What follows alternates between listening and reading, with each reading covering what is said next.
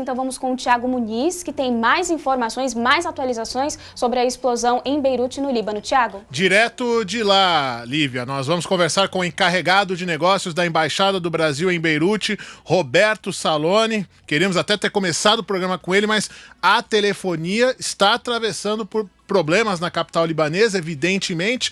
E, senhor Saloni, eu começo essa entrevista primeiro agradecendo ao senhor e perguntando qual é a situação dos brasileiros na capital libanesa, quais são as informações que chegam até agora.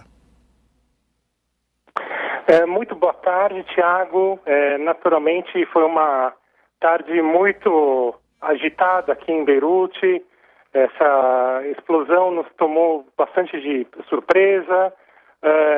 Por enquanto, nós, felizmente, considerando toda essa situação muito preocupante aqui em Beirute, não há relatos de brasileiros gravemente feridos ou que estejam internados. Nosso plantão consular está de plantão, nós estamos naturalmente contatando toda a comunidade brasileira, mas felizmente a notícia que nós temos até agora é de que não houve feridos ou mortos da comunidade brasileira. Senhor Saloni, eu pergunto qual é o tamanho dessa comunidade. Ela está concentrada num bairro específico de Beirute? Ela está distante do local da explosão? O que dá para falar nesse sentido?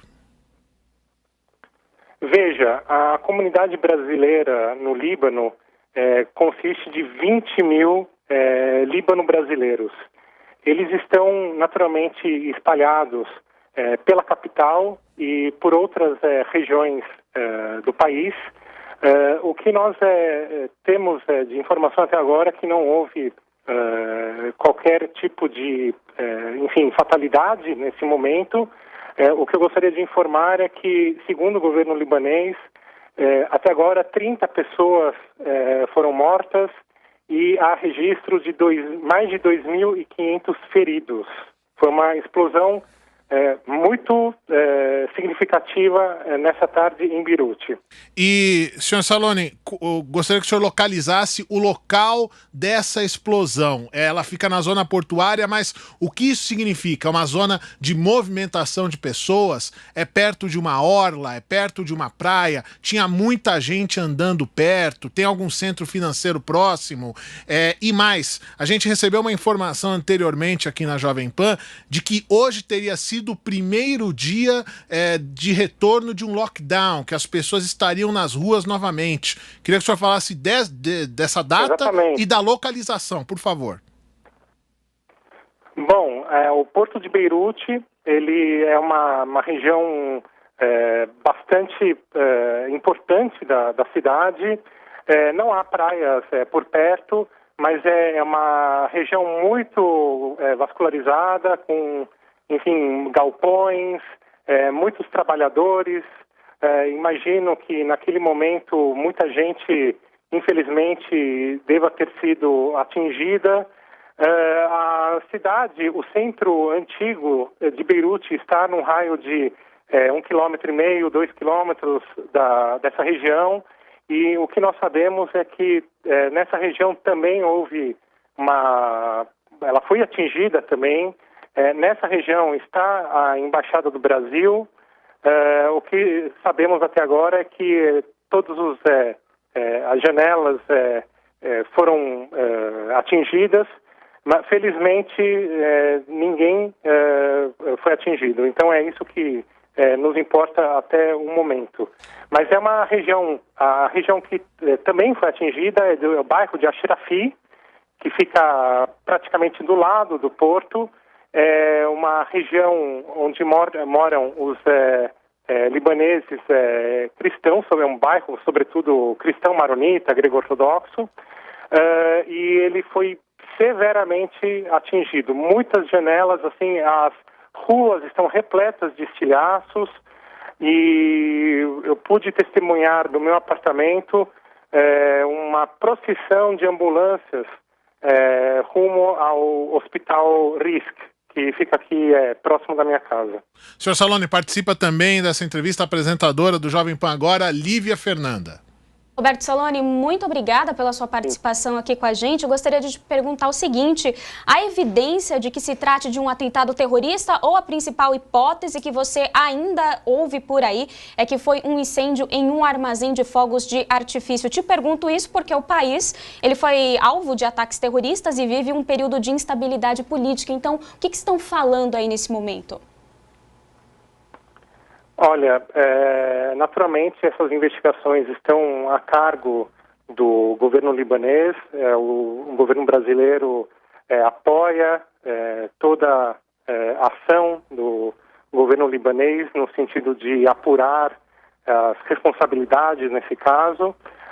O que sabemos até agora é que teria havido uma explosão de um depósito, mas sem maiores detalhes. É claro que houve muitos rumores de que poderia ter havido ou um atentado terrorista ou um ataque de um outro país, mas nós, enfim, acreditamos que essas informações serão devidamente apuradas apropriadamente, né? É lógico que agora existe um calor no momento, as pessoas estão passando por uma grave crise econômica do país, então o ambiente não chega a ser dos melhores, mas vamos aguardar as investigações e verificar qual terá sido o fato verdadeiro.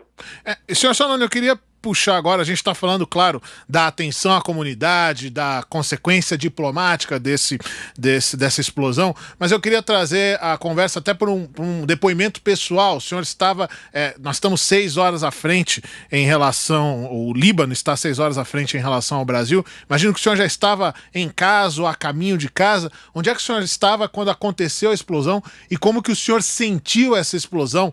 Deu para sentir a onda de choque de maneira palpável? O senhor sentiu isso na pele? Sem dúvida, sem dúvida, sem dúvida. A primeira impressão foi a de que se trataria de um terremoto. O Líbano, como toda a região aqui do leste do Mediterrâneo, ele é passível de terremotos, né? Então a minha primeira reação foi a de me resguardar de um terremoto, até que eu percebi que os vidros da casa se dobraram como se eles fossem de plástico e em seguida estouraram. Quer dizer, foi um momento não muito agradável. Eu estou nesse momento falando da minha sala ou da minha ex-sala, que tem uma bela vista sem janelas nesse momento. Mas toda a vizinhança percebe-se que está contabilizando os prejuízos, as ruas estão repletas de estilhaços. Pude perceber logo depois, eu desci para verificar se está tudo bem, gente com camisa ensanguentada, pessoas sendo levadas para o hospital. Então é uma cena que impressiona bastante. E para a gente ir encerrando, senhor Saloni, o senhor disse bem, lembrou bem que o Líbano ele tem, digamos assim, bem divididas, e até, o senhor me corrija se eu estiver errado, de maneira até bastante harmônica, a convivência entre as diferentes fés, as diferentes religiões. Esse local atingido por essa explosão, ele está mais ligado a uma comunidade especificamente, ou é um local de trabalho, é um local mais cosmopolita? O que dá para dizer nesse sentido? Veja, Ashrafi é um bairro majoritariamente cristão. Isso não quer dizer que não haja sunitas, xiitas ou drusos. Agora, o centro de Beirute é uma região tradicionalmente muito cosmopolita. Aliás, o Líbano é um país com uma intersecção de culturas, religiões extraordinária, e então nós naturalmente ficamos preocupados com os danos que tenham acontecido aos nossos colaboradores, funcionários, à comunidade brasileira em geral, e esperamos que isso possa ser superado tão logo possível, porque o país também está defrontado como todo o planeta, pela epidemia, pela pandemia do coronavírus. Lívia? Uma pergunta também do seu ponto de vista, né? Já é à noite aí, você falou que tem uma grande movimentação de ambulâncias. Queria saber qual que é a expectativa agora para as próximas horas aí. Acredito que você, né, e toda a população dos arredores dessa explosão não terão uma noite típica, né, de sono. Existe uma apreensão? Você sente isso por aí? Sim, sem dúvida, sem dúvida. Nós já passamos das 10 horas da noite, o que se percebe um movimento muito acima do normal nas ruas. As pessoas estão recolhendo os cacos de vidro, enfim, é uma noite que será às claras, sem dúvida. Senhor Saloni, desculpa a pergunta, o senhor está há quanto tempo no Líbano? Estou há 3 anos e meio. Nesse tempo, o senhor viu, eu não me perdoe até a ignorância, mas foi um período em que o Líbano, e Beirute especificamente, já passou por outras dificuldades. Enfim, como é que o senhor acha que, do tempo que o senhor está aí, que a comunidade libanesa, que esse país reage a esse episódio? Não, veja, o Líbano é um país que sempre se reconstrói. Ele passou por várias ocupações ao longo da sua história e ele tem um orgulho nacional muito grande, independente de religião. Existe uma tradição de harmonia entre as pessoas dos vários segmentos religiosos. E o que eu percebo nesses 3 anos em que eu vivi aqui é que o povo libanês é extremamente generoso, além de possuir uma culinária que todos nós conhecemos ser inigualável, e é uma população que está sempre pronta para ajudar, e é uma população muito resiliente. Então, neste momento eu vejo os meus vizinhos recolhendo os cacos, e isso para mim representa toda a ideia de resiliência do povo libanês. É uma fênix que vai certamente voltar à normalidade e à sua melhor expressão da sua cultura e da sua civilização.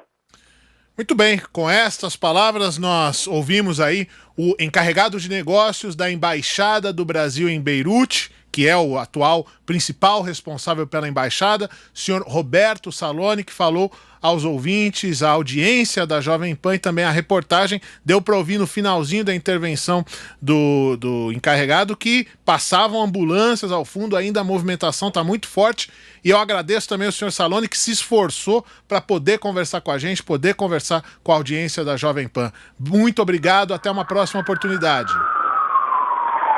Um prazer, até a próxima. E é isso, Lívia. Então, só rememorando a informação trazida agora há pouco pelo encarregado de negócios da embaixada, senhor Roberto Saloni, que o número que se fala agora em Beirute é de 30 mortes em razão dessa explosão massiva que aconteceu na capital libanesa. Ouvimos aí também que a comunidade brasileira, a informação que chega é que, por enquanto, ela não foi afetada por esse terrível incidente, cujas causas ainda estão sendo investigadas. Tiago, você recapitulou bem, são 30 mortos até o momento, né, de acordo com o nosso entrevistado, o Roberto Saloni. Também quero recapitular com você, Tiago, algo que você disse um pouquinho mais cedo, que de acordo com uma fonte que conversou aqui com a gente na Jovem Pan, na programação da Jovem Pan, o Líbano estava voltando, né, de um lockdown. Você pode relembrar, recordar e rememorar essa informação para a gente, Tiago? Isso, Lívia, isso foi confirmado, o próprio encarregado de negócios falou isso para a gente, confirmou que, de fato, o Líbano, como a maioria dos países do mundo, né, a grande maioria, ainda está enfrentando a pandemia e estava no chamado lockdown com as pessoas dentro de casa. Hoje foi o primeiro dia em que as pessoas poderiam caminhar pelas ruas, podiam sair com veículos. Essa informação trazida pela presidente da Sociedade da Amizade Brasileira no Líbano, senhora Carla Risk Jaluk. O encarregado de negócios confirmou isso pra gente, então já voltava pra movimentação, evidentemente, né, que não é normal, mas já voltava, começava a voltar. Mais pessoas nas ruas que, infelizmente, foram feridas por esse acontecimento. Vale dizer, no entanto, que as ondas de choque atingiram prédios, quebraram janelas, essas ondas feriram muita gente também, independentemente da movimentação delas nas ruas ou não. Mas essa movimentação a mais levou também a carros serem atingidos e várias outras propriedades e pessoas, sobretudo, feridas e, em alguns casos, pelo menos 30 mortos até agora.